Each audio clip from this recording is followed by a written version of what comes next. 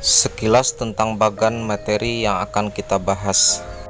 Coba kalian perhatikan dengan seksama bagan berikut.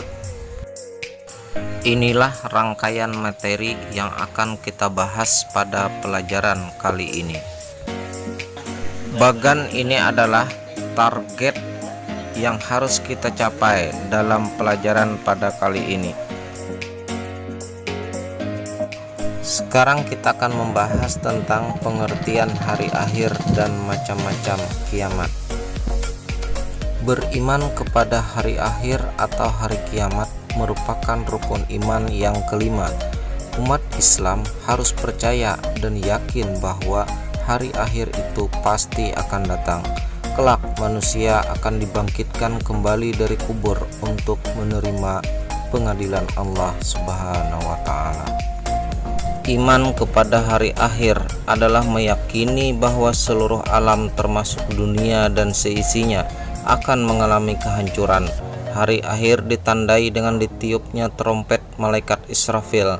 Dijelaskan bahwa pada hari itu di daratan, lautan, dan benda-benda di langit porak-poranda, gunung-gunung meletus, hancur dan berhamburan, lautan yang meluap dan menumpahkan seluruh isinya, benda-benda yang ada di langit bergerak tanpa kendali, bintang, planet, dan bulan saling bertabrakan.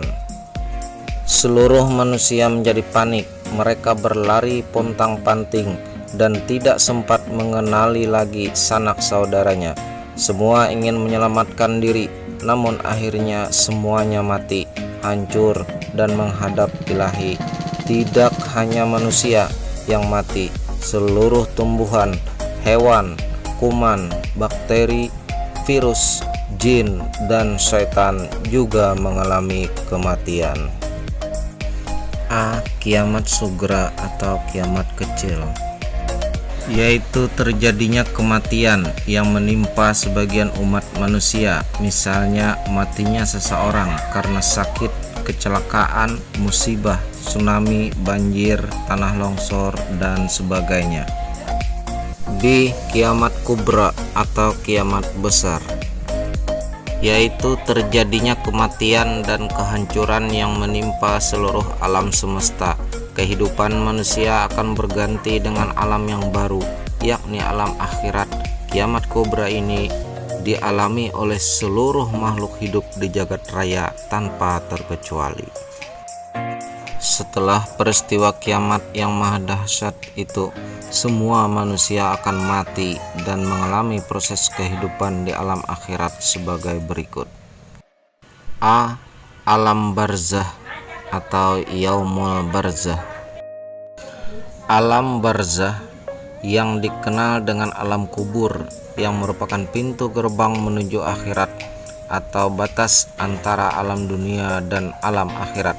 Di alam kubur, manusia akan bertemu, ditanyai, dan diperiksa oleh malaikat munkar dan nakir tentang segala amal perbuatannya ketika menjalani kehidupan di dunia.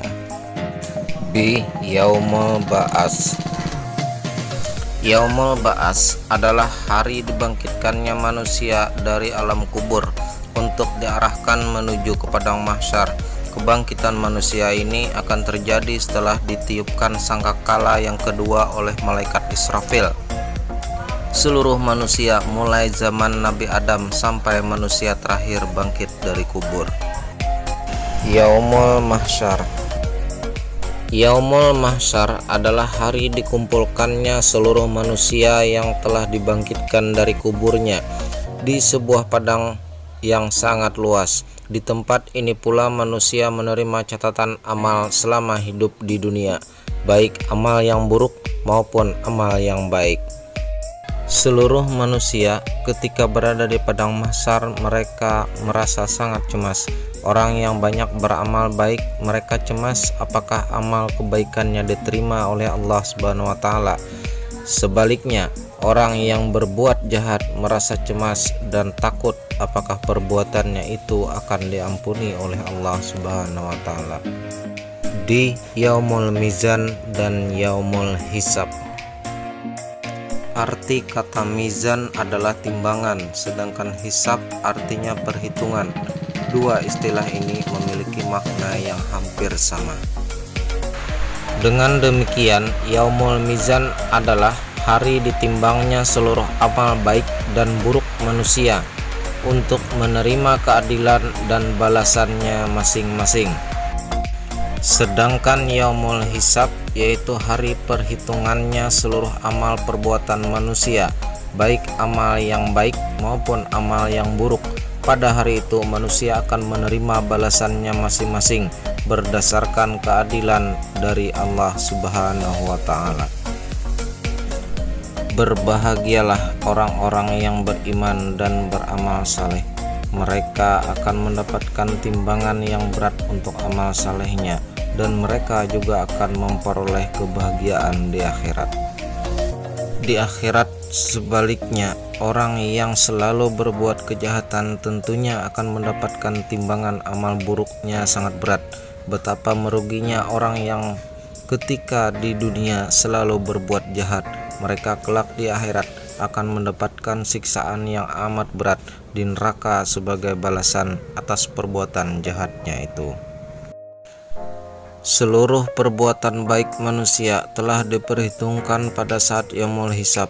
Perbuatan baik itu akan mendapatkan balasan yang setimpal dari Allah Subhanahu wa Ta'ala. Tidak ada sedikit pun perbuatan baik yang tidak mendapatkan balasan. Balasan Allah Subhanahu wa Ta'ala terhadap perbuatan baik tentu balasan yang sangat menyenangkan dan memuaskan. Balasan yang memuaskan itu berupa surga yang di dalamnya penuh kenikmatan yang melebihi kenikmatan dunia. Ungkapan kenikmatan itu difirmankan oleh Allah Subhanahu wa Ta'ala yang berbunyi sebagai berikut. A'udzubillahi minasyaitonirrajim. Bismillahirrahmanirrahim.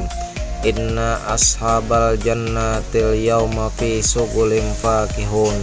Hum wa azwajuhum fi zilalin alal araiki muttaqiun. Lahum fiha fakihatu wa lahum ma yad'un. Salamun qaulam mir rabbir rahim. Sadaqallahul azim. Artinya, sesungguhnya penghuni surga pada hari itu bersenang-senang dalam kesibukan mereka.